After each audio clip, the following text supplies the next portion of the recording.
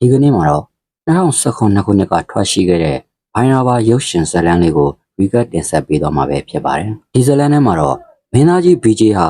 ICCN ဘန်ဝန်ထမ်းကောင်လေးတစ်ယောက်အဖြစ်ပါဝင်တရုပ်ဆောင်ထားပါတယ်။တာမန်ဘန်ဝန်ထမ်းကောင်လေးတစ်ယောက်ကဘန်မန်နေဂျာရဲ့အခက်အခဲတွေကိုဘယ်လိုကင်တွယ်ဖြေရှင်းပေးမလဲ။မင်္ဂလာပွဲတစ်ခုမှာမထင်မှတ်ထားပဲတွေ့ခဲ့ရတဲ့ကောင်မလေးကိုဘယ်လိုတွေချစ်ပြမှာလဲ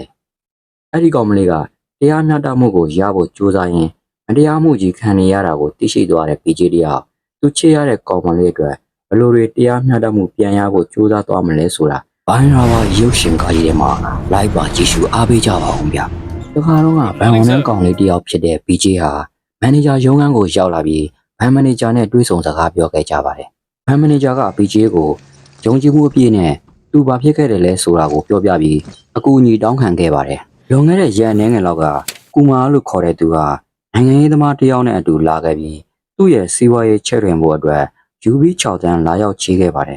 ။လိုအပ်တဲ့စာရွက်စာတမ်းတွေလက်ခံပြီးငါသူ့ကိုငွေပေးချေခဲ့ပေမဲ့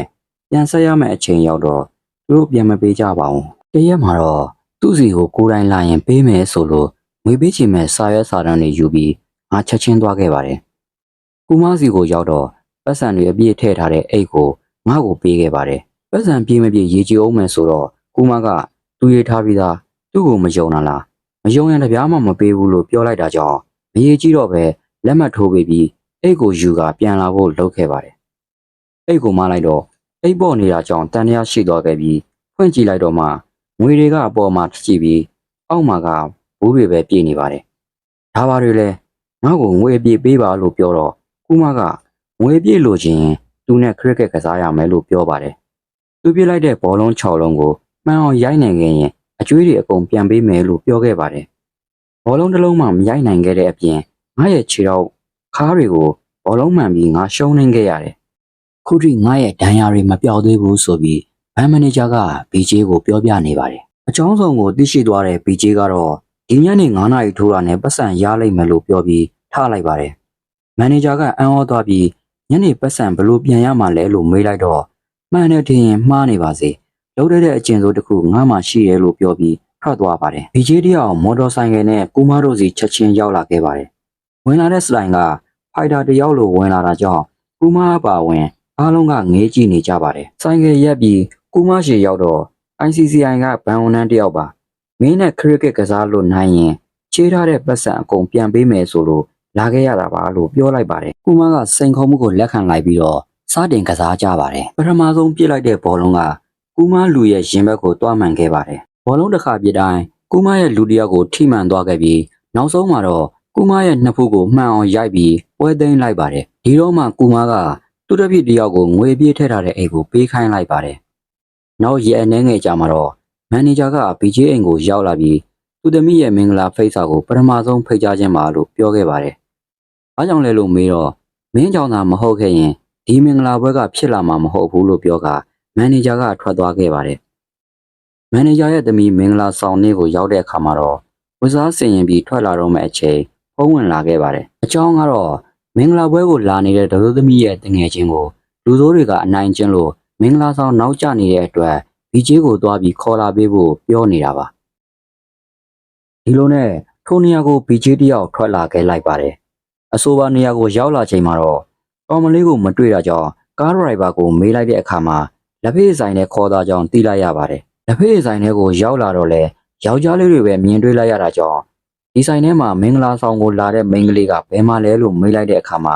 မထင်မှတ်တာပဲမြင်လိုက်ရတဲ့မိန်းကလေးကိုမြင်ချင်းမျက်တောင်မခံငေးကြည့်လို့နေရပါတယ်။ခဏအကြာမှပဲသတိပြန်ကပ်ပြီးထွက်လာခဲ့ဖို့ပြောနေပါတယ်။လူဆိုးတွေကတအူးကပြန်ထိုင်ဖို့ပြောနေပါတယ်။အဲ့ဒီကောင်ကဟောင်မဲဟောင်တတ်တာထွက်လာခဲ့လို့ပြောလိုက်တဲ့အခါမှာတော့လူဆိုးကဒေါသထွက်သွားပြီးလှည့်ကြည့်လိုက်တဲ့အခါမှာခရစ်ကက်ကစားပွဲအကြောင်းကိုပြန်အမှတ်ရသွားပြီ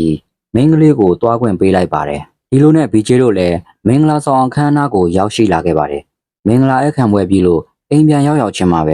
ဒရိုးသမီးစီဖုံးဆက်ပြီးနေကလာတဲ့နင်းတငယ်ချင်းပြန်သွားပြီလားလို့မေးလိုက်ပါတယ်။ညနေဘက်စကားနဲ့9နာရီခွဲမှာထွက်လိုက်မယ်လို့ဒရိုးသမီးဘက်ကပြန်ဖြေလိုက်ပါတယ်။ညနေပြန်မဲ့အချိန်မီအောင်အမြန်လိုက်သွားတဲ့လမ်းမှာပဲပန်းစည်းဝင်ဝယ်ခဲ့ပြီးမင်းကလေးကိုပေးချင်ခဲ့တာပါ။ကားဂိတ်ကိုရောက်တော့သူ့ထက်အရင်ကောင်လေးတယောက်ကပန်းစည်းပေးနေတာကိုမြင်လိုက်ရပါတယ်။ ဒီလိုနဲ့လှည့်ပြန်မယ်လို့လူစိုးတိုက်ကထိုးကောင်လေးလက်ကိုဓာတ်နဲ့ခုတ်လိုက်ပါတယ်။ BJ ကလည်းဘာတွေဘလို့ဖြစ်နေတယ်ဆိုတာကိုသိကြလာလို့ကောင်မလေးကိုအတင်းလိုက်မေးနေပါတယ်။ကောင်မလေးကလည်းသူ့ရဲ့အကြောင်းတွေကို BJ အားပြောပြလိုက်ပါတယ်။ဒီကနေ12ကီလိုမီတာလောက်ဝေးတဲ့နေရာမှာနေပါတယ်။အမေကတော့မရှိတော့ပါဘူး။အဖေအဖိုးဦးလေးအမတွေရှိပါတယ်။အဖေကရဲအရာရှိတယောက်ပါ။အဖိုးကတော့အငိမ့်သားယူထားပါတယ်။ကျမကဆရာဝန်တယောက်ဖြစ်ချင်တာပြီးတော့အကြိုက်ဆုံးဆေးကြောင်းကိုဝင်ခွင့်ရဖို့စည်ရင်ပေးသွင်းခဲ့ပါတယ်။ကျောင်းသူကျောင်းသားပေါင်းများစွာဝင်လျှောက်ခဲ့ပြီးအဲ့ဒီနေ့ကဘိုင်ရှာလီလို့အမည်ရတဲ့ကျောင်းသူလေးနဲ့ခင်ခွင့်ရခဲ့ပါတယ်။ဒါပေမဲ့ကျမတို့နှစ်ယောက်သလုံးဝင်ခွင့်မရခဲ့ကြပါဘူး။ဒီလိုနဲ့ကျမတို့နှစ်ယောက်ပုဂ္ဂလိကကျောင်းကိုအတူတူသွားလျှောက်ခဲ့ကြပါတယ်။အဲ့ဒီပုဂ္ဂလိကကျောင်းကလည်းစောက်လက်စပဲရှိပါသေးတယ်။ကျောင်းလာကလည်းလူပြီး6သိန်းပေးခဲ့ရပြီးပြေစာအနေနဲ့စာရွက်အပိုင်းတူလေးကိုပဲရရှိခဲ့တာပါလက်တွေအခန်းတွေမှာတွားကြည့်တော့လေတင်ထောက်ကူပစ္စည်းဘာမှမရှိပါဘူးစာတင်ကျောင်းကစောက်လို့မပြီးသေးတာကိုမြင်လိုက်ရတော့မိဘတွေကစိတ်ပြက်စွာနဲ့ပြောဆိုနေကြပါတယ်နောက်ပိုင်းမှာတော့ပုဂ္ဂလိကတက္ကသိုလ်ကျောင်းပိုင်ရှင်အကြောင်းကိုစုံစမ်းကြည့်တော့သူ့ရဲ့နာမည်က PK တဲ့သူကအရင်တစ်ချိန်ကတာသက်သမားတစ်ယောက်ဖြစ်ပြီးလူဆိုးတွေရဲ့ခေါင်းဆောင်တစ်ယောက်လည်းဖြစ်ပါတယ်တရက်မှာတော့ဝန်ကြီးဖြစ်သူကိုနေကင်းဘက်လူမြင်ကွင်းမှာတပ်ပြစ်လိုက်ပြီးတော့သင်္ဘောချင်းကိုတင်ပိုက်လိုက်ပါတယ်။အင်ချမ်းမြေလုပ်ငန်းတွေကိုလည်းတရားမဝင်လုပ်ကိုင်ပြီးစီးပွားရေးသမားတစ်ယောက်ဖြစ်လာတယ်။ပြီးတော့ပိုးစိုးတာကပညာရေးကိုစီးပွားရေးတစ်ခုလိုလုပ်လာတယ်။သူကစာမတတ်ပေမဲ့နိုင်ငံခြားဒေါက်တာဘွဲကိုဝယ်ယူလိုက်ပါတယ်။နောက်နေ့မှာကျောင်းသားကျောင်းသူတွေစုပြီးအင်တာနက်ကနေဗဟိုအစိုးရအဖွဲ့စီကိုစာပို့တိုင်ကြားခဲ့ပါတယ်။ဗဟိုအစိုးရကကိုယ်စားလှယ်2ဦးတက္ကသိုလ်ကိုရောက်လာပြီးစာသင်ခန်းလက်တွေခန်းတွေစစ်ဆေးကြည့်လိုက်တော့လူဆိုးတွေကိုငွေပေးပြီးဟန်ဆောင်ဆရာဟန်ဆောင်လူနာတွေဆိုတာသိလိုက်ရပါတယ်ဒီလိုနဲ့ဘဟုအစိုးရကိုယ်စားလှယ်2ဦးကထိုเจ้าကိုပိတ်ပစ်မယ်လို့ပြောလိုက်တဲ့အခါမှာရုံးမာတဲ့ PK တို့ကเจ้าသူတအုပ်နဲ့ညာရေးခွင့်ရဖို့စီစဉ်ပေးမယ်လို့ပြောလိုက်ပါတယ်ထိုတနာယူကိုယ်စားလှယ်2ဦးကလည်းလက်ခံလိုက်ပြီးမိန်းကလေးတစ်ယောက်ကိုခေါ်ခိုင်းလိုက်ပါတယ်အဲ့ဒီမိန်းကလေးက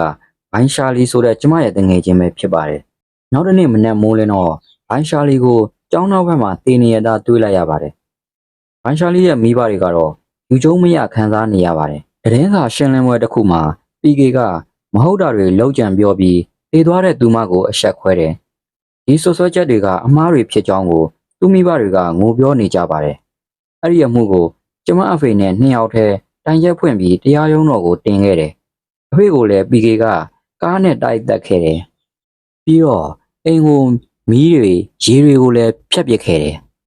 အကြောင်းစုံကိုသိရှိသွားပြီဖြစ်တဲ့ BJ ကသူမကိုပေးဖို့ယူလာတဲ့ပန်းစည်းကိုဆိုင်ကယ်ပေါ်မှယူလိုက်ပြီးမတိမတာစောင့်ကြည့်နေတဲ့ PK ရဲ့လူတွေကိုတယောက်ပြီးတယောက်တိုက်ခိုက်ပါတယ်။တိုက်ခိုက်လို့အပြီးမှာပဲလူတယောက်ထံဖုံးဝင်လာခဲ့တာကြောင့်သူမကိုဒါ PK ဆိုတဲ့လူလားလို့မေးပြီးဖုံးကင်လိုက်ပါတယ်။ငါမင်းစီကိုမနှက်ပြန်အရောက်လာခဲ့မယ်။မင်းရဲ့မတရားမှုတွေကိုဖော်ထုတ်ပြမယ်တာသက်ကောင်ဆိုပြီးဖုံးကိုချကနင်းချေပစ်လိုက်ပါတယ်။နောက်တစ်နေ့မနက်မှာတော့ BJ ကသူပြောသလို PK ရဲ့အိမ်ကိုရောက်ရှိလာခဲ့တာပါအခွန်အရာရှိနေနဲ့ရောက်ရှိလာခဲ့ပြီးတမျိုးလုံးနေရာနှံ့ကတ်ထားတဲ့ PK ရဲ့ပိုစတာတွေကြောင့်စစ်ဆေးဖို့လာခဲ့တာပါလို့ဆိုပါတယ်တကားကိုလည်းတောက်ခတ်ပြီး2ကီလိုမီတာအတွင်းဖုံးအဝင်ကောအထွက်ကောတွေကိုပါပိတ်ဆို့ထားခဲ့တာပါဒီလိုနဲ့တအိမ်လုံးရှာဖွေပြီးတွေ့ရှိခဲ့သမျှအရာအလုံးကိုတင်းဆဲယူဆောင်သွားခဲ့ပါတယ် PK ရဲ့လူတအုပ်ကအဲ့ဒီအခွန်အရာရှိဆိုတာအမှန်မဟုတ်ဘူးသူကကျွန်တော်တို့ကိုရိုက်နှက်ခဲ့တဲ့သူလို့ပြောလိုက်ချိန်မှာပဲ PK ဟာအသက်ရှူကျက်လာခဲ့ပါတယ်ပြီးတော့သူ့နောက်ကိုချက်ချင်းလိုက်ဖို့အော်ပြောလိုက်ပြီး BJ နေတဲ့အိမ်ကိုရောက်လာခဲ့ကြပါတယ်အိမ်ထဲ PK တပီးတွေဝင်ရောက်လာခဲ့ပြီးမဲ့ BJ ရဲ့တိုက်ခိုက်မှုအောက်မှာပဲကြာရှုံးသွားခဲ့ကြပါတယ် BJ ထွက်လာခဲ့ပြီးဘလို့လဲသားသက်ကောင်မင်းရဲ့မတရားမှုတက်တွေတွေကိုငါယူဆောင်ထားလို့မချေနဲ့တာလားဒါတွေကိုခဏထားဒီအိမ်မှာရေမရဘူးရေရအောင်လုပ်ပေးမီးမရဘူးမီးရအောင်လုပ်ပေးဆိုတော့ချက်ချင်းပဲအားလုံးရခဲ့လိုက်ပါတယ်နောက်နေ့တရားရုံးကိုရောက်လာချိန်မှာတော့ PK က BJ စီဖုံးဆက်ကတရားရုံးကိုတင်ပြမဲ့တပ်တွေကံပစ္စည်းတွေကိုမီးရှို့ဖျက်ဆီးလိုက်တဲ့အကြောင်းပြောပြလာပါတယ်ရုံးတော်ထဲရောက်တော့ BJ ဘက်ကရှေ့နေရောက်မလာခဲ့တာကြောင့်တရားသူကြီးစိတ်တူနေရပါတယ်မင်းတို့ကတရားရုံးရဲ့အချိန်တွေကိုဖြုံးတီးနေတာပဲဆိုပြီးအမှုကိုပိတ်တော့မဲ့လုံနေချိန်မှာပဲ BJ ကခဏစောင့်မအောင်ပြောစရာအနှဲငယ်ရှိပါတယ်လို့ထပြောလာပါတယ်တရားသူကြီးကမင်းပြောချင်တာတွေကိုတပ်တွေထွက်ဆိုတဲ့ဝန်ထဲကပြောပေးပါလို့ဆိုပါတယ်ဒီမတရားမှုကိုပထမဆုံးလှုံ့ဆော်သူကတော့တေဆုံးသွားတဲ့မိန်းကလေးရဲ့တငယ်ချင်းပြီးတော့ သမီးဖြစ်သူတေဆုံးသွားတာတောင်ခုထိအဆက်ခွဲခံနေရတဲ့တေဆုံးသူမိဘတွေလို့ BJ ကစတင်ပြောဆိုလိုက်ပါတယ်။တရားသူကြီးကလည်းမိဘတွေလက်ထဲကအိတ်လေးကိုယူပြီးတစ်ချိန်လုံးကဒီအိတ်ထဲမှာကြောင်းလာကတွေထည့်ယူလာခဲ့တာပါ။ခုတော့ဘာရှိလဲသိကြလားဆိုပြီးတေဆုံးသူအယိုးပြအိုးကိုထုတ်ပြလိုက်ပါတယ်။တရားသူကြီးလည်းစိတ်ထိခိုက်သွားရပြီးမိဘတွေလည်းယူကျုံမရငိုကြရပါတယ်။ BJ ကတရားမျှတမှုပဲလိုချင်တာပါ။တရားမျှတမှုရမှဒီရိုးပြအိုးကိုမြစ်ထဲမျှောနိုင်မှာပါလို့ပြောဆိုလိုက်ပါတယ်။နောက်ထပ်တပ်တွေစူဆောင်းဖို့အချိန်ပေးပါလို့တရားသူကြီးကိုတောင်းဆိုလိုက်ပြန်ပါတယ်။တရားသူကြီးကတပ်တွေစူဆောင်းဖို့အချိန်9ရက်ပေးမယ်လို့ပြောလိုက်ပါတယ်။တရားရုံးအပြင်ဘက်ရောက်ချိန်မှာတော့ပြီးခဲ့လူတစုဟာဓာတ်စီအိတ်တွေနဲ့ BJ ကိုပြစ်ပေါက်ကြပါတယ်။ BJ တယောက်ကတော့လမ်းချိုလမ်းကြားအိမ်ချိုအိမ်ကြားကနေလွတ်မြောက်အောင်ပြေးနေရင်ပြီးခဲ့ရဲ့ဓာတ်စီဆိုင်ကိုရောက်သွားတဲ့အခါမှာတော့နောက်ကလိုက်လာတဲ့လူတစုကပြီးခဲ့စီဆိုင်မှန်းလဲတီရောပြန်ပြေးကုန်ကြပါတယ်။နောက်ဆုံးမှာတော့ BJ ကအားလုံးရဲ့အကူအညီနဲ့ဆုံးဖြတ်ချက်တစ်ခုကိုချလိုက်ပါတယ်။ပြီးခဲ့ရဲ့ဆောက်လက်စတိုက်ကြီးတွေစီသွားကလိုအပ်တဲ့ပစ္စည်းများကိုသူ့တငယ်ချင်းကိုလာပို့ခိုင်းပါတယ်။တိုက်ရဲ့အပေါ်ထက်တနေရာရောက်တော့ယူလာတဲ့ပစ္စည်းတွေကိုတေချာနေရာချပြီးစနိုက်ပါတစ်လက်နဲ့လမ်းကိုကြိုချိန်ထားလိုက်ပါတယ်။ပြီးတော့သူ့ချစ်သူစီဖုံးဆက်ကသူ့ရဲ့တင်နေရာကိုပြောပြလိုက်ပါတယ်။သူတို့နှစ်ဦးဖုံးပြောနေတာကို PK သိရှိသွားပြီး BJ ရှိတဲ့နေရာကိုတပည့်တွေလွှတ်က BJ ကိုအပြတ်ရှင်းခိုင်းလိုက်ပါတယ်။ PK ရဲ့လူတွေရောက်လာတဲ့အခါမှာတော့ BJ ဟာတယောက်ပြီးတယောက်အမှောက်သိပ်လိုက်ပါတယ်။နောက်ဆုံးမှာတော့ PK ရောက်လာခဲ့ပြီးသူ့လူတွေတယောက်မကျန်သေဆုံးနေတာကိုမြင်ပြီးအန်အောမှန်သက်ကအပေါ်ဆုံးကိုတက်လာခဲ့လိုက်ပါတယ်။ BJ နဲ့တွဲဆုံသွားချိန်မှာတော့ BJ ကသူ့ရဲ့ပြင်းအကွက်ချထောင်ချောက်ဆင်ထားတာတွေကို PK အားရှင်းပြနေပါတယ်။ BJ က PK ဟာဝန်ကြီးချုပ်ကိုလောက်ကျန်တယ်လို့ထင်တော့စနိုက်ပါနဲ့ဝန်ကြီးတို့လာမဲ့ကားလမ်းကိုကြိုချိန်ထားခဲ့ပါတယ်။မိနစ်အနည်းငယ်ကြာပြီးတဲ့နောက်မှာတော့အကြမ်းဖက်ကာကွယ်ရေးရဲတပ်ဖွဲ့ကရောက်ရှိလာပြီး PK ကိုတနက်နဲ့ချိန်ထားလိုက်ကြပါတယ်။ PK ကသူ့ရဲ့ပါတနာတယောက်အထဲမှာကြံနေသေးတယ်ဆိုပြီးပေါ်ပြောနေပါတယ်။ရဲတပ်ဖွဲ့က PK ပြောတာကိုဘာမှမတုံ့ပြန်ကြပဲ BJ ကရဲတပ်ဖွဲ့ဝင်အဖြစ်ဟန်ဆောင်ထားလိုက်ပါတယ်။ PK က BJ ဟာတနက်နဲ့ပြစ်မဲ့ချိန်လိုက်တဲ့အချိန်မှာတော့ရဲတပ်ဖွဲ့ကလည်းသူတို့ကိုတိုက်ခိုက်တဲ့အထင်နဲ့ရဲတွေက PK ကိုတနက်နဲ့ဝိုင်းပြေလိုက်ကြပါတယ်။နောက်ဆုံးမှာတော့တရားမျှတမှုကိုရရှိခဲ့ပြီး PK ရဲ့ကျောင်းတွေနဲ့စီးပွားရေးတွေကိုပိတ်ခဲ့ပြီးကျောင်းသူကျောင်းသားတွေကိုတော့သက်ဆိုင်ရာဆေးကျောင်းတွေကိုပြောင်းပေးမယ်လို့ဆိုပါတယ်။ဟုတ်ကဲ့ပါဒီကနေ့အတွက်တင်ဆက်ပေးခဲ့တဲ့ဇာတ်လမ်းလေးဟာဒီနေရာမှာပဲပြီးဆုံးလို့တွားခဲ့ပါတယ်။အားလုံးကိုကျေးဇူးတင်ပါတယ်။ကျွန်တော်ကတော့ဇော်ဝင်းမောင်ပါ။ကျွန်တော်တို့နောက်ထပ်ဇာတ်လမ်းကောင်းလေးတွေနဲ့ပြန်လည်ဆုံတွေ့ကြတာပေါ့